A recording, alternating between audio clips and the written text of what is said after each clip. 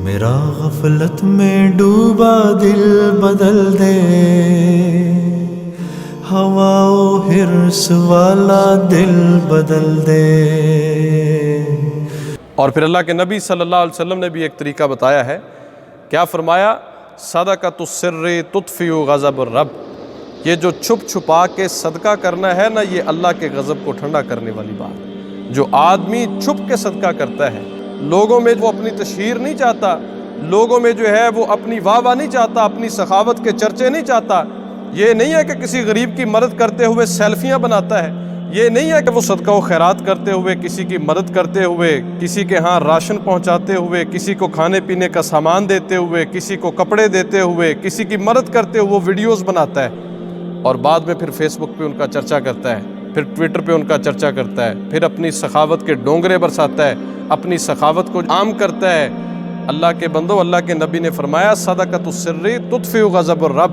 اللہ کے غصے کو ٹھنڈا کرنا چاہتے ہو، صدقہ کرو، لیکن اس طرح سے چھپ چھپا کے کرو کہ دائیں ہاتھ نے صدقہ کیا ہو تو بائیں کو پتہ نہ چلے۔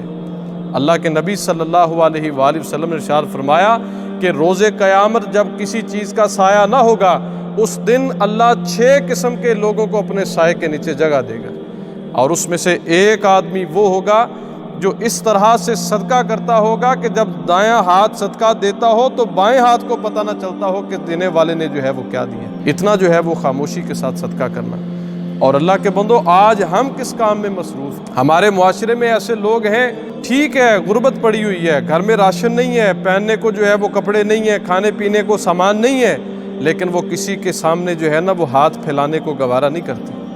ایسے سفید پوش لوگ بھی موجود ہیں۔ قرآن پاک میں ارشاد فرمایا ہے للذین احصروا فی سبیل اللہ، وہ لوگ اللہ کے راستے میں گھروں میں جو ہے وہ بیٹھے ہیں، لا یستطیعون فی الارض، وہ زمین میں نکلنے کی جو ہے وہ طاقت نہیں رکھتے، جیسے آج کل گورنمنٹ نے پابندی لگائی ہوئی ہے اور لوگ جو ہے وہ گھروں میں بیٹھے ہوئے۔ تو اللہ تعالیٰ نے کیا فرمایا؟ یحسبهم الجاہل اغنیاء من التعفف، وہ لوگوں کے سامنے چونکہ دست اپنا دراز نہیں کرتے، سوال نہیں کرتے، مانگ نہیں سکتے، شرم کی وجہ سے، جھجک کی وجہ سے، اللہ کہتا ہے نادان یہ سمجھتا ہے کہ شاید یہ لوگ جو ہے نا ان کو امداد کی ضرورت نہیں ہے۔ تعرفهم بسیماہم، آپ ان کے چہروں کو تو دیکھیں، آپ ان کے چہروں سے آپ کو نظر آ جائے گا کہ کئی دنوں سے بھوک پڑی ہوئی ہے، کئی دنوں سے جو ہے وہ کھانے کو لقمہ میسر نہیں ہے۔ لا یسألون الناس الحافا، ہاں وہ اپنی شرم کی وجہ سے لوگوں سے چمٹ چمٹ کر بھیک کا سوال نہیں کرتے، وہ کالر پکڑ کر جو ہے وہ بھیک نہیں مانگتے۔ لیکن ایسے لوگوں کو جب کوئی چیز آپ پہنچانا چاہیں گے تو آپ کا کیا خیال ہے؟ وہ تو لوگوں کے سامنے اپنا دست دراز کرنا بھی پسند نہیں کرتے، آپ ان کے ساتھ سیلفیاں بنائیں، آپ ان کے ساتھ جو ہے وہ ویڈیوز کو بنائیں، اور خدا کی قسم ہم نے دیکھا ہے کسی کی مدد کرتے ہوئے لوگ ایک تھیلا آٹے کا دیتے ہوئے 20 جو ہے وہ تصویریں کھچا رہے ہیں، اور 15 لوگ اوپر کھڑے ہیں اور اس کے ساتھ کھڑے ہیں۔ خدا کے بندو سوچو تو صحیح، تمہیں ساری زندگی خدا رزق دیتا ہے، اس نے تو کبھی اس بات کی تشہیر نہیں کی، اس نے تو کبھی سیلفی نہیں بنائی۔ اللہ کے بندو، اس نے تو تمہیں بغیر کسی بھی تمہاری تذلیل کے جو ہے وہ تمہیں یہ رزق عطا کر دیا ہے۔ تو آج اگر تمہیں اسی کے دیے ہوئے مال میں سے چند پیسے جو ہے وہ اللہ کے راستے میں خرچ کرنا پڑ جائیں تو تم یہ کس کام کی طرف جو ہے وہ نکلے ہوئے؟ تو میرے بھائیوں، ان کی مدد کرو، لیکن اس طرح سے کرو کہ ان کو ذلت اور رسوائی کا احساس نہ ہو۔ ان کی بھی ایک عزت ہے، ہر انسان کی ایک سیلف رسپیکٹ ہے، ہر انسان کی ایک آنر ہے، اور خدا کی قسم سفید پوش لوگوں کے لیے کسی سے مانگنا ہی بہت بڑی جرت کی بات ہے۔ آپ کیسے تصور کر سکتے ہیں کہ ایسے لوگ جو ہے وہ پھر اس چیز کو پسند کریں گے؟ میں بہت سے لوگوں کو جانتا ہوں، انہوں نے اپنے نام نہیں لکھوائے، وزیر اعظم صاحب نے جو راشن دینے کا اعلان کیا ہے انہوں نے نام نہیں لکھوائے۔ وہ کہتے ہیں کہ ہم کسی سے جا کے یہ کہہ ہی نہیں سکتے، ہمیں اس بات سے جو ہے وہ شرمندگی آتی ہے۔ تو اب یہ ہمارا فرض ہے کہ وہ لوگ جو گھروں میں بیٹھے ہوئے، اور پاکستان ایک ایسا ملک ہے کہ یہاں پر 30% آبادی جو ہے وہ خط غربت سے نیچے زندگی گزار رہی ہے۔ خط غربت سے نیچے زندگی گزارنے کا مطلب کیا ہے؟ ایسے لوگ جن کو 24 گھنٹوں میں صرف ایک وقت کا کھانا میسر ہوتا تھا، لیکن تب جب ملک کھلا ہوا تھا، اب تو ملک بند ہو چکا ہے۔ اور پھر کتنا طبقہ ہے ایسا ہمارا جو روزانہ دیہڑی کرنے والے لوگ ہیں، صبح کو کماتے تھے، شام کو کھاتے تھے، شام کو کماتے تھے تو صبح کو کھاتے تھے۔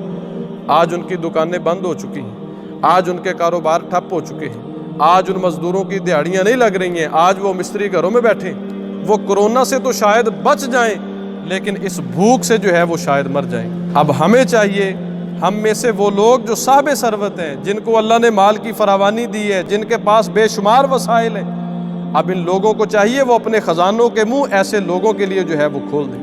اگر وہ چاہتے ہیں کہ ان کے مال کو دوام ملے، ان کے مال کو جو ہے وہ استحکام ملے، ان کا مال ہمیشہ ہمیشہ ان کے پاس رہے، اور میں قسم کھا کے کہتا ہوں ممبر رسول پہ، رزق بانٹنے سے کبھی کسی کا رزق کم نہیں ہوتا۔ آپ کے پاس جس چیز کی کمی ہو آپ اسے لوگوں میں بانٹنا شروع کر دیں، اللہ کی طرف سے اس چیز میں آپ کے لیے جو ہے وہ اضافہ ہونا شروع ہو جائے۔ آپ محسوس کریں آپ کی عزت میں کمی ہے، آپ نکل کے لوگوں کو عزت دینا شروع کر دیں، اللہ آپ کی عزت میں جو ہے وہ اضافہ کرتے ہیں۔ آپ محسوس کریں کہ آپ کے پاس وسائل کی کمی ہے، آپ لوگوں کے لیے وسیلہ بننا شروع کر دیں، اللہ تعالیٰ آپ کے وسائل میں جو ہے وہ اضافہ کرتے ہیں۔ اور کوئی یہ مت سمجھے کہ شاید مال خرچنے سے، روپیہ پیسہ خرچنے سے، لوگوں کی مدد کرنے سے انسان جو ہے وہ بھوکا ہو جائے گا، وہ ننگا ہو جائے گا، اگرچہ کہ شیطان اسے وسوسوں میں ڈالتا ہے۔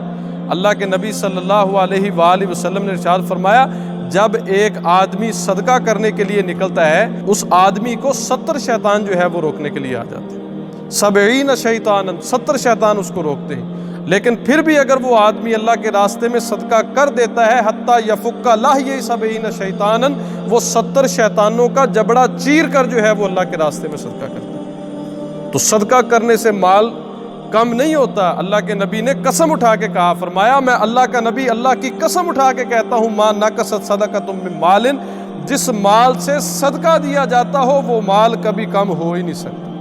نبی کی بات ہمارے لیے حرف آخر ہے۔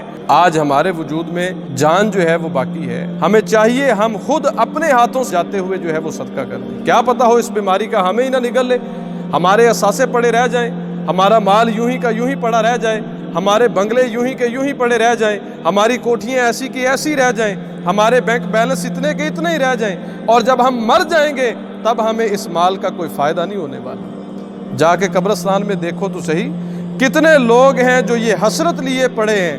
اللہ تعالیٰ سورۃ منافقون میں کیا فرماتا ہے، وَأَنفِقُوا مِمَّا رَزَقْنَاكُم مِّن قَبْلِ أَن يَأْتِيَ أَحَدَكُمُ الْمَوْتُ فَيَقُولَ رَبِّ لَوْلَا أَخَّرْتَنِي إِلَىٰ أَجَلٍ قَرِيبٍ فَأَصَّدَّقَ وَأَكُن مِّنَ الصَّالِحِينَ۔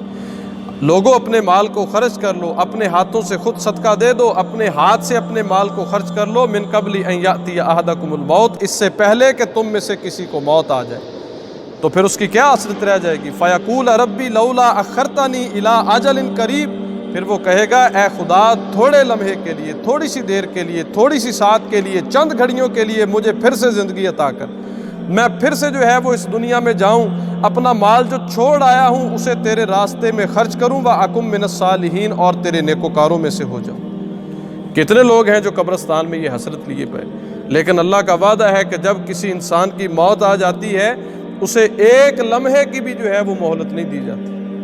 میرے بھائیوں، اس سے پہلے کہ یہ مہلت ختم ہو جائے، اس سے پہلے یہ عذاب ہمیں جو ہے وہ کھا جائے، اپنے بھائیوں کی جو ہے وہ مدد کیجیے، اور مسلمان پر یہ فرض ہے کہ وہ اپنے بھائی کی جو ہے وہ ایسی صورتحال میں وہ مدد کرے، کہ یہی ہے عبادت، یہی دین و ایمان، کہ کام آئے دنیا میں انسان کے انسان۔ اور کسی شاعر نے کیا خوب کہا ہے کہ کرو مہربانی تم اہل زمیں پر، خدا مہربان ہوگا عرش بری پر۔ اگر تم چاہتے ہو کہ خدا کی مہربانیاں تمہارے ساتھ ہو جائیں، اللہ کے راستے میں اپنا مال خرچ کیجئے، جو لوگ گھروں میں بیٹھے ہیں ان کا جو ہے وہ خیال کیجئے، ان کو راشن پہنچائیے، اور بغیر کسی جتلانے کے۔ اللہ تعالیٰ نے فرمایا ہے یا ایھا الذین آمنوا لا تبطلوا صدقاتکم بالمن والعذا، اے ایمان والو تم احسان جتلا کر اور کسی کو تکلیف پہنچا کر اپنے صدقات کو دیکھو باطل نہ کر لینا، کہیں ایسا نہ ہو کہ تم اسے جتلاؤ یا تمہارے کسی عمل سے جو ہے وہ اسے شرمندگی محسوس ہو۔ فرمایا پھر یہ تمہارا دیا ہوا صدقہ جو ہے تمہارے لیے ثواب نہیں، تمہارے لیے جو ہے وہ وبال بننے والا ہے۔ تو لوگوں کے گھروں میں جائیے،